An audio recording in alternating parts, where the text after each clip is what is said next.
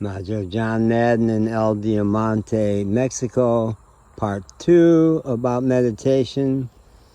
Obviously, life decided, you're getting a little too chattery here. Let's shut you up again, because an alarm went off on my phone and broke off that taping. So I did go back into the silence,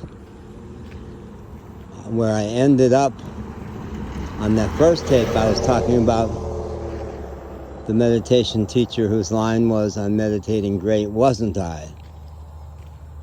The notion being that as soon as you start thinking again, you've lost it, you've lost the thread. Many years later, I studied under some really wonderful meditation teachers, including Ram Dass. I talked about him. And I got to be around him a little bit at big conferences. But the fabulous teacher of mindfulness, I think the most preeminent teacher of mindfulness in the West, is a guy named Thich Nhat Hanh, a Vietnamese Zen Buddhist. And I got to be around him at 2 big 10-day workshops. He'd come to the U.S. from Plum Village in France every year and travel around and do usually one big retreat every summer. Or 2, maybe I did both of them in the same summer. I was a prosperous management consultant, and I went out to Santa Barbara with him and also to Key West with him. And he used to say, he would encourage us to stop, break your momentum. Whatever you're doing, just stop. If you're walking across the room, stop, stand there. See what's going on inside of you and what wants to happen next. So life did that for me here. Didn't trust me to do it myself, because I was going to chatter for 10 minutes, and I may now. So what is it I want to say about meditation? I've had several huge breakthroughs around meditation. One of them was just kind of an accident. I don't even know what triggered it. Probably 10 years ago, I was living in Asheville, North Carolina, and woke up one morning, and my body got up before my brain did.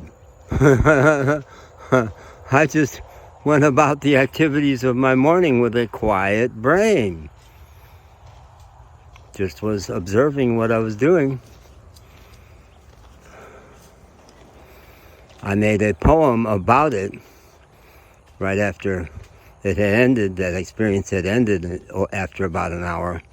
I wrote a poem called "My Brain Fires Up Like a Chainsaw," which is a big spoof of how the brain kicked in, finally. Popular at the church where I would perform poetry. They loved that one. But I was reminded of that morning and that poem when, roughly a year ago, it would have been July,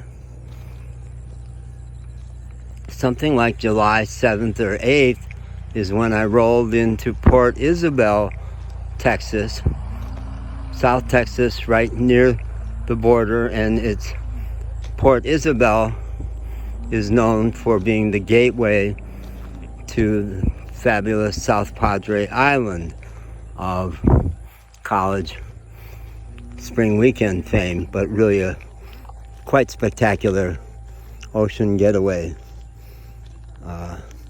at the southeast tip of Texas.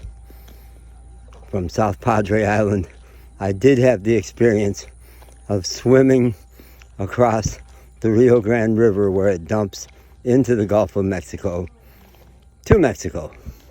So a year ago, I made my first couple of illegal crossings to Mexico by swimming across the Rio Grande at a place where there were no border crossings. To get back into town, there was a spot where they would check to see if you had illegal immigrants in your vehicle. But why I say Port Isabel, one morning, I think it was maybe possibly my first or second morning in Port Isabel, I would park my camper van at the Walmart store there. I did that all through the Southwest and other parts of the U.S., traveling for 3 years straight now, because Walmarts would, most of them, allow you to park overnight, and they would usually have a strong Wi-Fi that I could access even from the parking lot, and some staples like propane for my space heater in the car were great prices.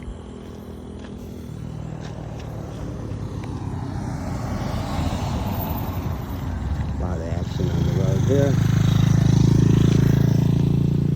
Before I set out on this road this morning, this is one of two big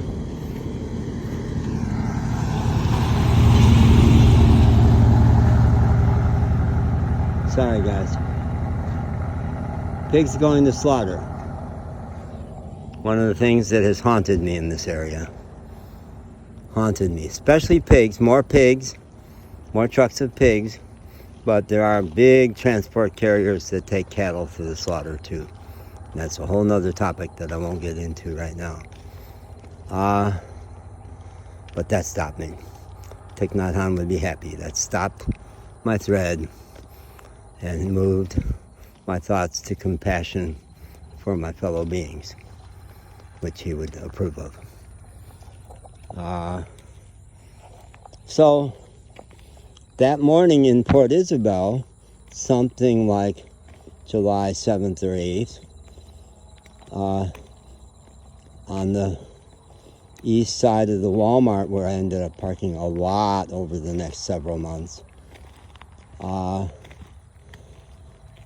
I woke up and recognized that there was a story I wanted to make into a video, because I moved from being a writer to a videographer, which I obviously am now.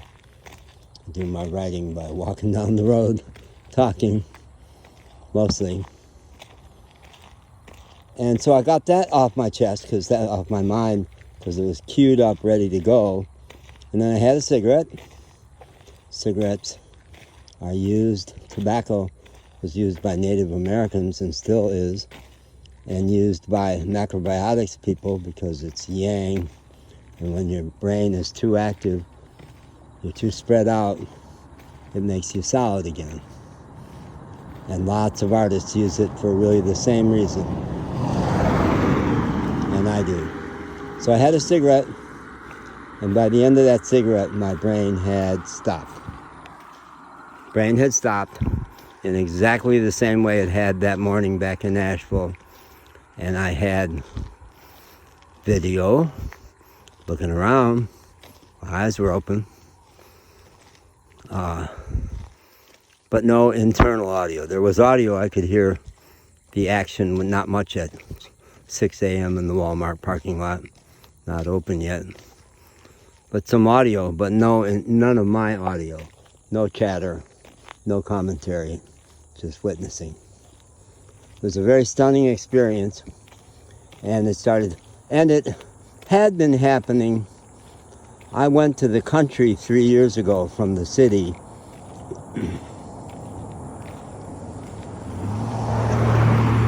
and when I went to the country, my mind got dramatically quieter, and I used to say, my theory was that every drag of a cigarette would anesthetize my brain because I couldn't form English words.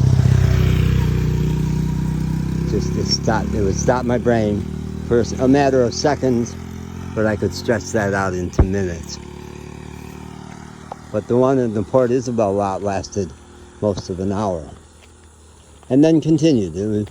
Since then, it's been a lot more of that since getting to Mexico 5 months ago, which is dramatically slower, and we've mostly been in rural areas, or a lot in rural areas, really slow and quiet.